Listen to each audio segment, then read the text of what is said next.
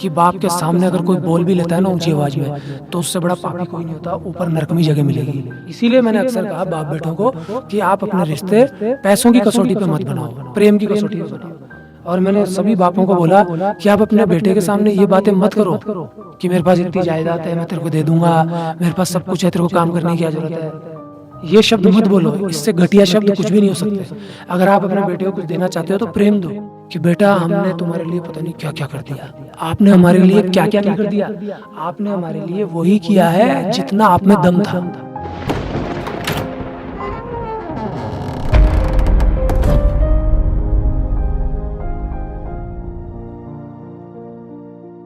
कई बार लोग बोलते हैं कि ये अच्छा व्यक्ति है, ये खराब व्यक्ति है।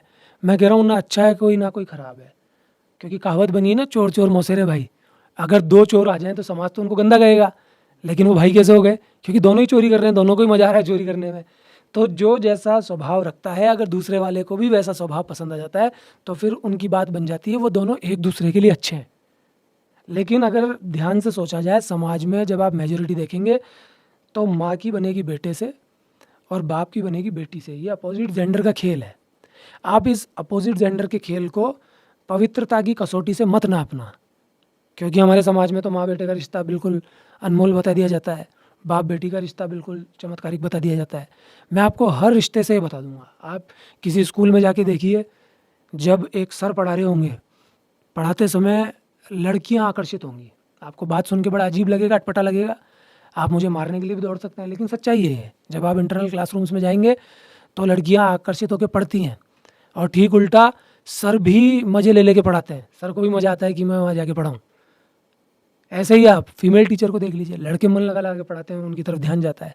भले ही सामाजिक तौर पे वो पवित्रता की स्थिति में हो कि ये सर और मैडम है, लेकिन ये वही खेल है विपरीत जेंडर का।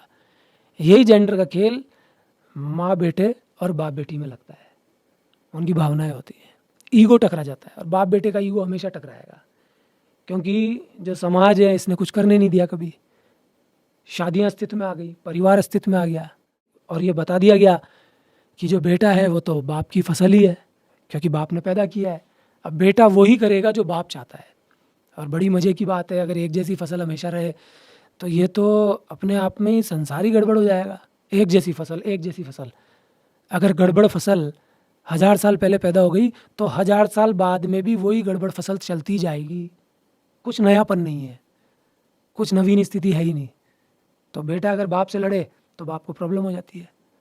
कई लोग बोलते हैं कि आप कैसे बोल देते हो ऐसे, बाप तो सारे ही अच्छे होते हैं। और बाप लोग भी बोलते हैं आपको नहीं पता हमारी भावनाओं के बारे में, हम तो अपने बेटे के लिए अच्छा ही चाहेंगे ना। कोई बाप चाहता है कभी उसका बेटा उससे आगे निकलता है, उसको अच्छा लगता है? कोई बाप नहीं चाहता। ऐसे भावनात्मक होके बोलते हैं। हर बाप ये चाहता है उसका बेटा उससे आगे निकले। और कितना खुश होता है बाप, हाँ खुश होता है, लेकिन खुश भी तब होगा बेटा वही किया हो जो उस बाप ने बताया है, और उस बाप के पैरामीटर में सेट हो तब।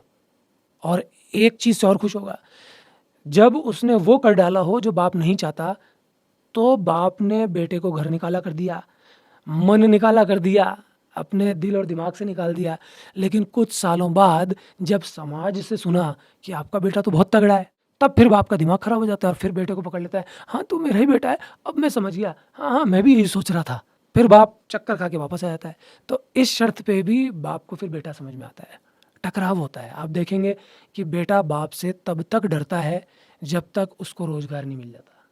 इसीलिए मैंने अक्सर कहा बाप बेटों को कि आप अपने रिश्ते पैसों की कसौटी पे मत बनाओ, प्रेम की कसौटी पे बनाओ। और मैंने सभी बापों को बोला कि आप अपने बेटे के सामने ये बातें मत करो कि मेरे पास इतनी जायदाद है, मैं तेरे को दे दूंगा, मेरे पास सब कुछ है, तेरे को काम करने की क्या ज़रूरत है। ये शब्द मत बोलो, इससे घटिया शब्द कुछ भी नहीं हो सकते। अगर आप अपने बेटे को कुछ देना चाहते हो तो प्रेम दो, आपकी सीख दो, ज़बरदस्ती थोपी हुई नहीं।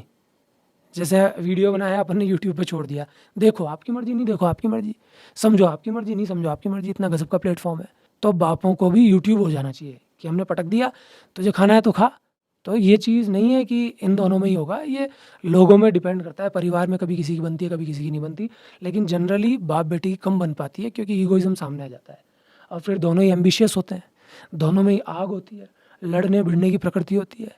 बेटा बड़ा होने लग जाता है, उसका शरीर मजबूत सुडौल होने लग जाता है, बाप का ढलने लग जाता है, तो बेटे को अंदर से फीलिंग आई जाती है, हाँ, किसी बाप ने ज़ोरदार चालाकी कर रखी हो और बेटे को हमेशा ये गुण सिखा रखा हो कि बाप के सामने अगर कोई बोल भी लेता है ना ऊँची आवाज़ में, तो उससे बड़ा पापी कोई नहीं होता, ऊपर नरक में जगह मिलेगी।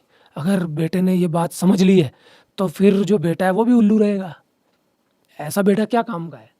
ऐसे बेटे को तो बेटा होना ही नहीं चाहिए, बेकार है। बेटा जब तक विरोधी नहीं होगा, सामने बात नहीं रखेगा, तो किस काम का बेटा है वो? वो तो बाप के लिए गर्व की बात है कि ये उल्लू नहीं है। देखे नहीं तुमने, पोले पोले कई बेटे होते हैं, खा लिया, हाँ पापा, ले लिया, ले खा ले, होते नहीं होते, ढीले बिल्कुल, निशल्टे, खत्म। तो बापों को वैसे बच्चे अच्छे लगते हैं।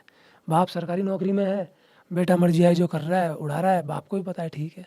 ऐसे बाप उन बेटों को पपोलते हैं, बहुत अच्छे लगते हैं ऐसे बेटे।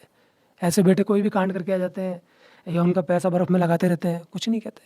बाप तो उन बेटों के विरोध में होते हैं जो बेटे क्रांति कर देते हैं अपने विचारों से और बाप के विरोध में। ऐसे ही माँ बेटी का मैं आपको बता दूँ, आप बोल रहे हो माँ बेटी का तो रिलेशन बढ़िया दिखता है हमको, ये आपकी भ्रांतियाँ हैं। माँ बेटी का रिलेशन भी तब तक बढ़िया दिखेगा आपको जब तक बेटी माँ की हाँ में हाँ मिलाती रहेगी, जब तक बेटी छोटी उम्र में भी माँ की साइड में रहेगी, अपने भाई की तरफ नहीं बोलेगी, अपने फादर की तरफ नहीं बोलेगी, माँ की तरफ बोलेगी, जब तक सही है।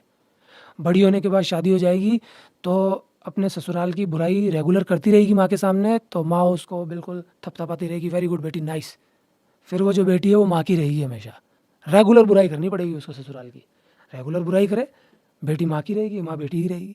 जैसे उसने ससुराल की तारीफ कर दी तो माँ का ईगो बीच में आ गया, कैसे, सास मेरे से बड़ी कैसे हो सकती है?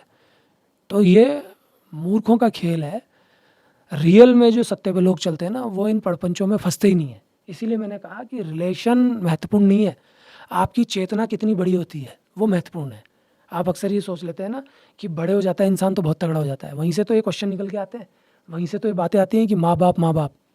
अगर किसी के माँ बाप मूर्ख हैं तो क्या वो बहुत तगड़े हो गए? कई माँ बाप ऐसे हैं जो बहुत ही गलत काम कर लेते हैं, सामाजिक तौर पे भी, सत्यता के आधार पे भी, तो क्या वो बहुत तगड़े हो गए? उन्होंने सिर्फ आपको पैदा किया है, लेकिन आपके दिमाग में कचरा भर रखा है कि इनसे बड़ा कोई नहीं होता। और फिर आप बार बार ये कहते हैं कि ऊपर वाला बैठा है उससे बड़ा कोई नहीं है। फिर आप घुमा के बातें लाते हैं, अरे हाँ जरिया ये थे तो इनका तो ध्यान रखना है। अरे इनका ही क्यों ध्यान रखना है? हर चीज़ का ध्यान रखना है, लोगों का ध्यान नहीं रखना क्या? दोस्तों का ध्यान नहीं रखना क्या? सबका ही रखना है। और माँ बाप आपको हमेशा ये कहते हुए भी सुनने में आ जाएंगे कि बेटा हमने तुम्हारे लिए पता नहीं क्या क्या कर दिया, आपने हमारे लिए क्या क्या नहीं कर दिया, आपने हमारे लिए वही किया है जितना आप में दम था। आप हमारे लिए एरोप्लेन नहीं लिया है, आपके पास स्कूटर के पैसे थे तो आप साइकिल ही लाए हो, लेकिन आप हमको ये दलीलें देते हो कि तेरे पास स्कूटर के पैसे है तो तू कार में घुमाएगा तो ही अच्छा बेटा होगा। आप कभी नहीं बोल पाते कि मेरे पास इतना है तो मैं उतना ही तो दे पाऊंगा, मैं चोरी करूंगा क्या? फिर आपको वो दूसरा तीसरा बेटा पसंद आने लग जाता है जो ज़्यादा कमाता है। और अगर दूसरा तीसरा बेटा आपको पसंद नहीं आएगा तो पड़ोसी का बेटा पसंद आने लग जाएगा जो और ज़्यादा कमाता है। क्यों? क्योंकि हमारे रिश्ते प्रेम पे आधारित नहीं है, हमारे रिश्ते पैसों की महत्वाकांक्षा पे आधारित है। और कहीं ना कहीं हमारे जो रिश्ते हैं वो सेल्फ ओरिएंटेड है। सेल्फ ओरिएंटेड बनना कोई बुरी बात नहीं है। मैंने आपको कई बार कहा कि इंसान सबसे ज़्यादा अपने आप से जुड़ा है, माँ से भी वो बाद में जुड़ता है, उसकी खुद की सोल तो है ना, उसकी खुद की आत्मा तो है ना, उसका खुद का केंद्र तो है ना। जब वो मर रहा होगा, जब उसके दर्द हो रहा होगा, तो वो हमेशा ये चाहेगा उसको सहूलियत मिले। आप किसी से अपने हाथ पांव दबाओ, आपको मज़ा आएगा, आपके माँ बाप को नहीं आएगा। तो आपको मज़ा आ रहा है, आपका सोर्स वही है, आपका केंद्र वही है। इसलिए मैं आपसे कह रहा हूँ सब अपने हैं, क्योंकि हम सब ही इस प्रकृति से जुड़े हुए हैं। ये पूरी प्रकृति समुंदर है और हम सब इसकी बूंदें हैं। और अगर ये पूरी प्रकृति समुंदर है तो ये भी बड़ी नहीं है, क्योंकि ये भी बूंदों से मिलकर बनी हुई है। अगर बूंदें अलग अलग हो जाएं तो समुंदर तार तार हो जाएगा, और सारी बूंदें अगर मिल जाएं तो समुंदर एक होकर सब कुछ हो जाएगा।